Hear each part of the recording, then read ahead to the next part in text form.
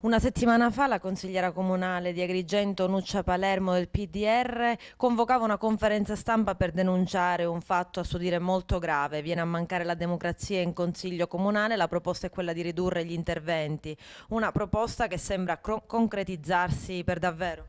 Sempre più vicina, e allora io credo sia opportuno dare un simbolo a questo ente, a questa amministrazione Firetto, e credo che il simbolo per eccellenza non possa che essere questo oggetto che vedete tra le mie mani.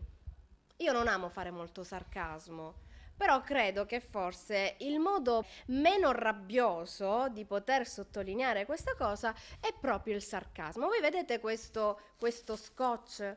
Questo è il simbolo di un'amministrazione che a quanto pare sembra temere l'opposizione. Io sono sicura che non sia rivolto alla sottoscritta, perché è una delle più tranquille in consiglio. Ma siccome sono altruista, voglio difendere il diritto di democrazia dei consiglieri di opposizione che, facendo i loro interventi in consiglio, mettono alla luce delle problematiche che andrebbero ad inficiare molte votazioni. E allora io vorrei capire qual è l'oggetto e qual è lo scopo ultimo di questo emendamento, a chi si vuol bloccare e per quale motivo si vuol bloccare l'espressione libera del consigliere.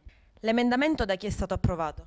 L'emendamento purtroppo è stato approvato in maggioranza dall'opposizione. Ad approvare questo emendamento sono stati due consiglieri di opposizione, Falzone e William Giacalone, che era lì in sostituzione di Spataro, e la consigliera Bruccoleri, mentre il consigliere di opposizione Rita Monella, questa volta dopo il gran clamore suscitato dalla scorsa conferenza stampa, si è astenuta.